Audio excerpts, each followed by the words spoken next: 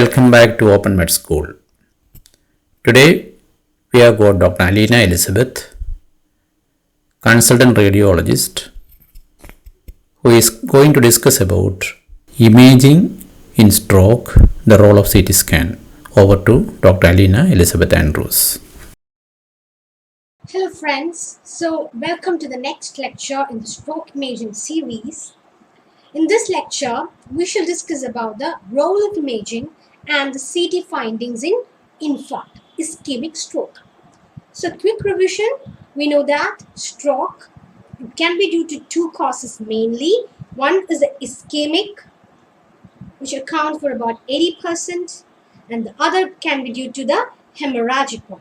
So today we shall confine our discussion to the role of imaging in ischemic stroke.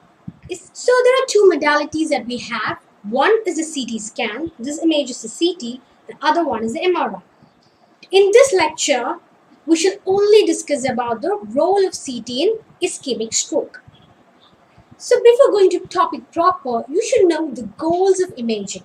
First and foremost, you should confirm that there is an infarct. What is an infarct? It is the end result of a ischemic stroke. You've got a blood vessel and you've got a clot here, as a result of which what happens? The blood flow is hampered. So the tissue will die due to lack of blood supply. So 2 is to rule out any hemorrhage. Why?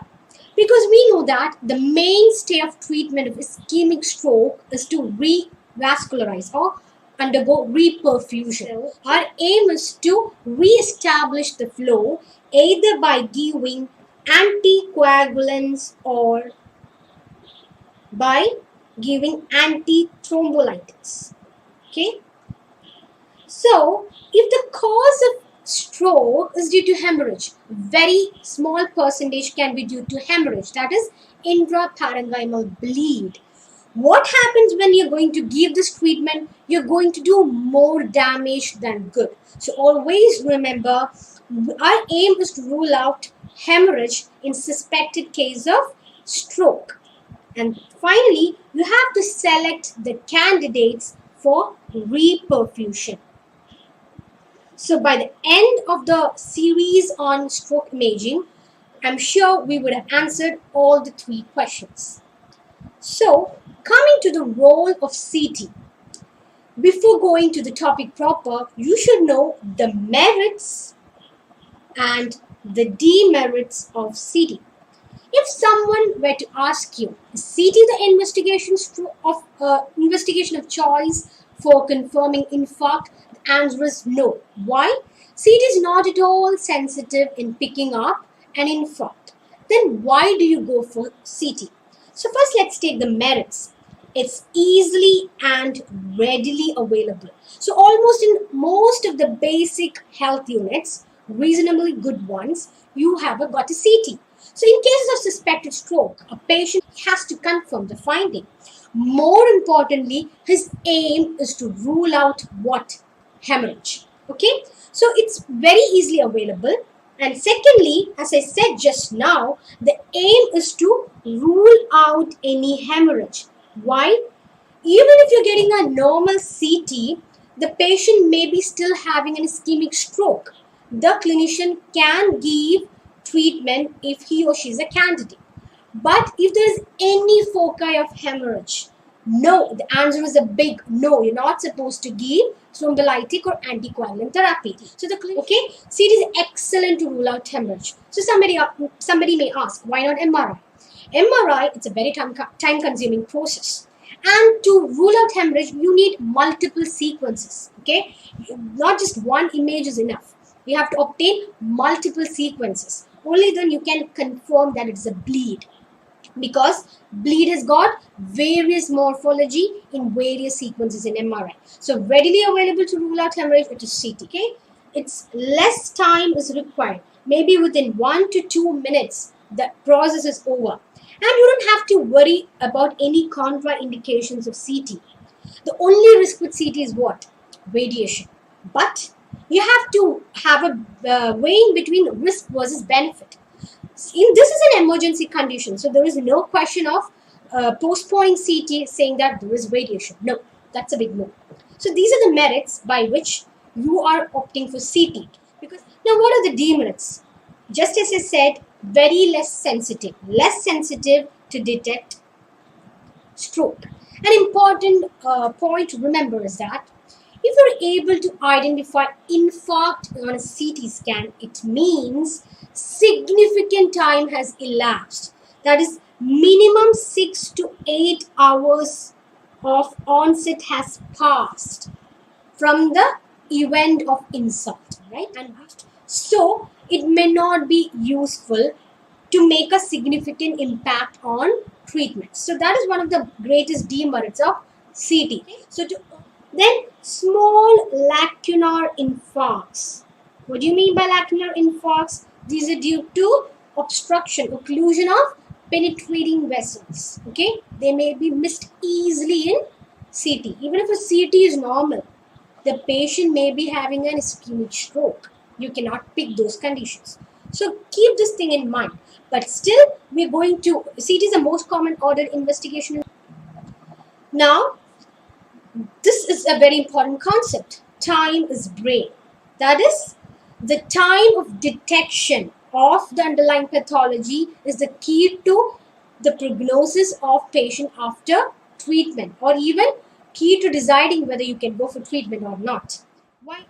So, actually what is happening there? You have got a blood vessel and it is being blocked. There are two zones. Okay, one is the core infarct zone, core of the infarct, core zone.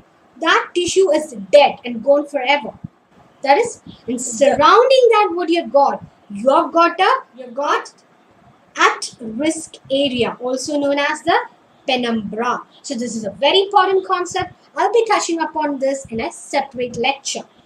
Our aim is to salvage the penumbra. So where lies the importance of time? With increasing time, the area of infarct progresses. So if this is a black area here, is the infarcted core, and this area is the penumbra. With progression of time, the infarcted area expands, and finally there is no useful penumbra that you aim to salvage. So there lies the importance of timing. Okay, so similarly, even in imaging, there comes the role of time. You can divide the imaging of CT in ischemic stroke or infarct based on timing. It can be hyperacute when, that is, the duration of insult is less than 6 hours. You're going to, the patient is presented with weakness. Within 6 hours of onset of weakness, you're going to image. That stage is known as the hyperacute stage. Then there is a stage called acute stage. What's the time window for that? It's between 6 hours to 48 hours. So the imaging feature at hyperacute and acute is going to be different. Okay?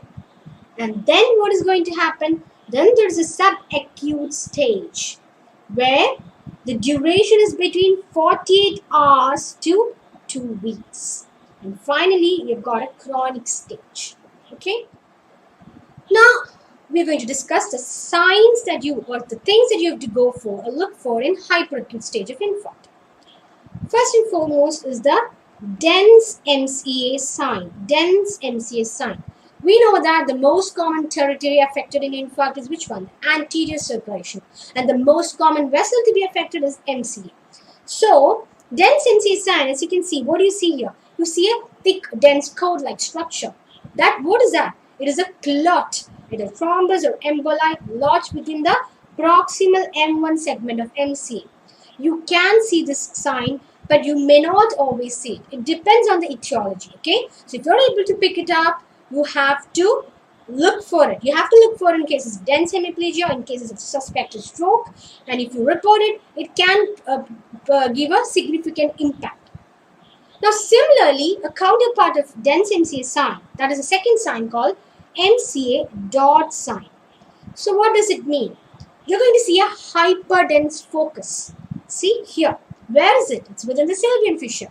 What runs in the sylvian fissure? What runs? One of the branches of MCA. To be precise, the M2 segment runs in the sylvian fissure. So if a clot or a thrombus is lodged in the M2 segment, it can show dense dot sign, NCA dot sign. Okay, but remember, whenever you're going to look for these signs, there is an important pitfall. What is it? Sometimes the vessels can appear hyperdense in CT. What are the causes? Slow flow or due to hemoconcentration. Where else can you get hemoconcentration? A dehydrated patient, in patients with polycythemia, high HB, okay, high PCB.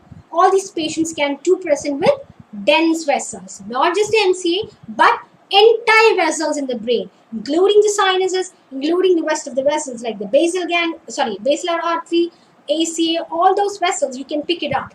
All will be hyperdense in such conditions. So when you are going to report it, you have to report it in the appropriate clinical setting, or you may end up in great damage. Okay. So these are the two important early signs: hyperacute, infarct. Now coming to the third sign. So take a closer look at this image. Is it normal? Well, I'm saying it's not normal. So at one go, you may say, yeah, it looks normal. What's the problem? But take a closer look. The advantage of human body reporting, imaging is what? The body actually is symmetrical. You've got two limbs, two upper limbs, two lower limbs. You've got right side of the body, you've got left side of the body. So it's easy to compare. You've got right hemisphere, you've got left hemisphere. So split the brain into two. Compare on each side. What is missing? Spot the difference. It's like playing a game. Spot the difference. Okay? What do you see here? You can see. So before saying, you should remember an important saying. Your eyes see only what your mind knows. So that's very important, of great significance in radiology. So in CT, remember, the gray matter is denser than white matter. So where is the gray matter? The cortex is made of gray matter. The basal ganglia is made of gray matter. So that should appear denser. Denser means whiter than white matter. It's subtle, but still it's significant. So as you can see, this is the cortical gray matter. It's brighter compared to the white matter. So you're going to look for that in this case. So here the cortex is bright, here cortex is bright, white matter is less bright. Then what is the other gray matter structure that I told just now? The basal ganglia, the caudate nucleus, and the lentiform nucleus. Look on the opposite side. Oh my god, I'm not able to spot the bright structures. Yes, a little bit over here, a little bit over here. But where is the rest of the chunk? It's missing. So that means there is obscuration of the lentiform nucleus. That's the next important early sign of hyperacute infarct. So you're getting loss of the brightness of the gray matter. I'll give you the reasoning in a couple of slides. Why does it happen? So remember, this is an important sign. Obscuration of lentiform nucleus. So if you're not convinced, look at this normal brain CT. What do you see? This cortex is bright, this cortex is bright. White matter, not so. This caudate nucleus and lentiform nucleus is bright. Here too, it's same. Now compare. This is bright, this is bright. Only a part of it is bright. Rest is gone. Okay? So that shows that obscuration of lentiform nucleus. It's a subtle sign. But what do you have to do? You have to look for it. And more importantly, look for it in the stroke window. What do you mean by the stroke window? You have to adjust the window width and the window leveling such that it is in the range of 32 and 8 HU, so that you can appreciate these subtle findings very well. Now coming to the next sign. What is it? Again, I'll ask you to take a closer look. I'm going to look for what? The gray-white differentiation. That's what I'm going to look for. Over here it's present, over the opposite side it's present. And what about the inferior part of the lentiform nucleus? Yeah, pretty much they are bright on either side, comparable. Then what is yet another important gray matter structure that you have to go to look for? You have to look for the insular cortex. Again, insular cortex. Cortex, so it means it's a gray matter. Where is it? This is the insular cortex. On the right side it is bright, but what happens on the left side? It's not bright. So I'll give you another image for comparison. See, this is bright here, it's bright here, which means it's normal. But look again, it's bright here, there is loss of the insular, you call it insular ribbon sign. Loss of insular ribbon sign. Okay, so that is yet another subtle early sign of hyperacute infarct. Now I'm going to show you the next important sign of hyperacute infarct. What is it? Look carefully. Is the symmetry maintained? What am I going to look for? The symmetry. Is it maintained? No. If you cannot appreciate, take a closer look. What is happening? I feel the left side is hypodense related to right. Why do I say so? I can't make out the gray matter, white matter distinction on the left side. See, I can make it out here.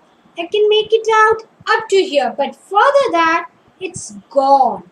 That is, there is obscuration of the gray matter, white matter differentiation. There is generalized cortical hypodensity. So this is yet another important sign of hyperacute infarct. Now coming to, so this is another image for comparison. This is normal. See, this side you can appreciate the gray matter, white matter distinction, but not here. Okay, so this is a case of hyperacute infarct.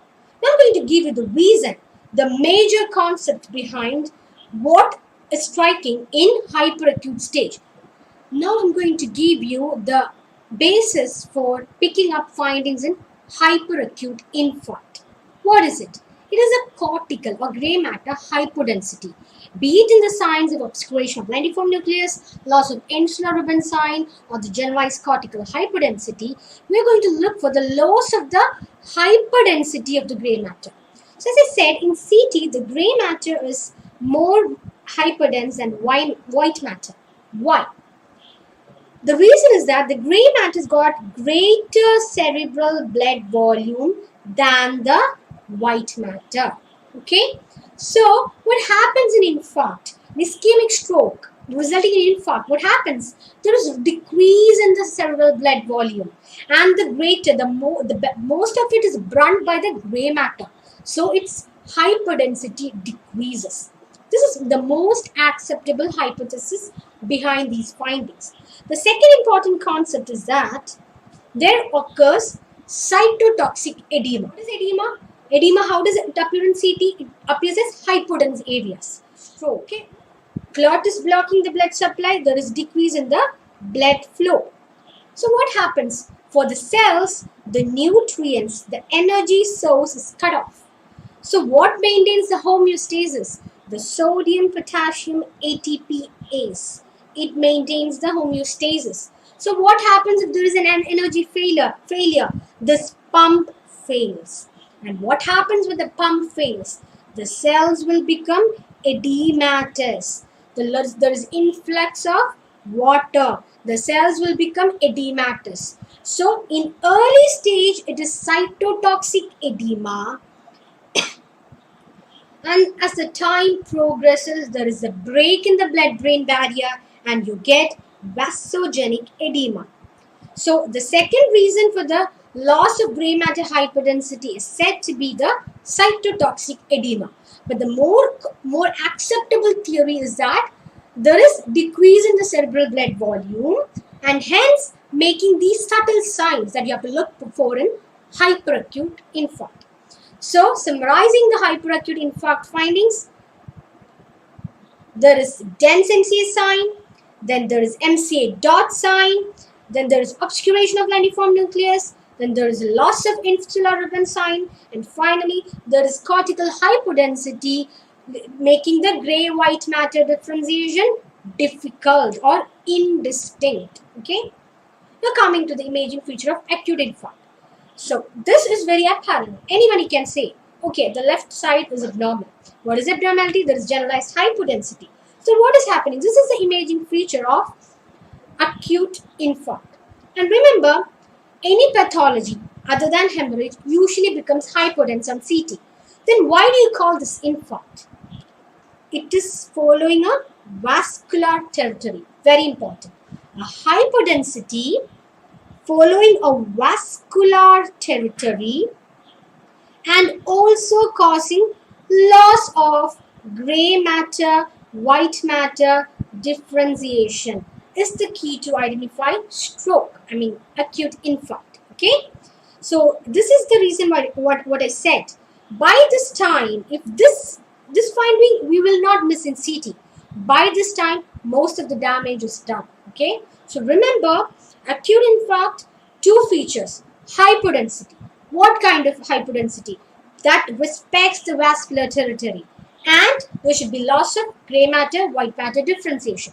And why do you get this hypodensity? As I said, failure of pump, breakage of blood-brain barrier, so the hypodensity progresses and becomes more apparent to our eyes. Okay. Now coming to the features of subacute infarct, that is between 48 hours to 2 weeks. Three important features are there. First and foremost, it is similar to acute, that is, there is progression of the hypodensity, hypoattenuation. That is one feature. Second feature is known as the hemorrhagic transformation. What is hemorrhagic transformation? What is seen here? There is a hypodensity. What about in this image? There are blood density hyperdense areas also within it. So this is known as hemorrhagic transformation. So what is the pathology? We know there is an infarct, brain is dead. So what does the body try? Body tries to somehow salvage it by doing what? By diverting blood from the neighboring territory, neighboring vascular territory, collateral flow. But what happens? These are established rapidly, newly formed vessels, very leaky. Okay, so they tend to bleed. Second reason is we are going to attempt to treat the patient by giving anticoagulation or thrombolytic therapy. So what is happening? It can bleed. The complication is bleed. So these are the two important theories behind hemorrhagic transformation, and that is okay. The third phenomenon is known as fogging effect. It's rather interesting event. So I'm going to take you to a series of evolution of infarct. Initial presentation, less than 6 hours. What do you get? Dense MCA sign. Later, it is apparent. Serial imaging done 2 days later. See, this is the effect. Now it's a stage of acute stage. Now I'm going to image the patient, say after 10 to 14 days. Oh my God, what has happened? It's totally gone. The brain looks normal. Looks apparently normal. So, I'm confused. What is happening? This is known as fogging effect. So, imaging done, say 1 or 2 weeks later, the onset of insult, where there is an established case of acute infarct, the brain looks normal. So, what is actually happening here? As we said, our body is trying to take over some defensive mechanism. So, there are proliferation of capillaries, but these are very leaky. So, what happens? The macrophages, lipid-laden macrophages will come out, they will deposit. The RBCs will come out, they will deposit. New vessels are proliferating, and what will happen? The body tries to reduce the edema. So, relative density of the gray matter comes back into effect. But this is not normal, but it looks apparently normal because all of these defensive mechanisms taking place in the body. So how do I confirm? I'm going to give IV contrast. This area will enhance in a gyriform pattern. See the opposite side, it's not enhancing. So normally brain tissue will not enhance because what? There is a strong blood-brain barrier. Only pathological processes will enhance. So this area is enhanced, which means that this is abnormal. This is a gyriform pattern of enhancement. So these are the important features in subacute stage of infarct. So summarizing, there is increase in hypoattenuation or increase in mass effect. There can be hemorrhagic transformation. It can be due to iatrogenic or due to collateral vessels bleeding out. And then the important one is the fogging effect, where the brain looks apparently normal. And then there is gyriform enhancement. These are the important imaging features in subacute infarct. Now coming to chronic infarct. This is very easy. It's very apparent. This is what is happening. The brain has become black. Why? The brain tissue is dead. Any infarcted tissue will undergo what? Gliosis. So that area will become very hypodense. Again, why not? It is a tumor because it is following a vascular territory. Black, These are the important findings. So, summarizing today's lecture, we have discussed about the role of CT in imaging, what is the merit and demerit. Then we have discussed the imaging feature according to the stage of infarct, hyperacute, acute and chronic. So I hope it is clear. In the next video, we shall discuss about the role of MRI, the MRI imaging features in infarct. Thank you very much.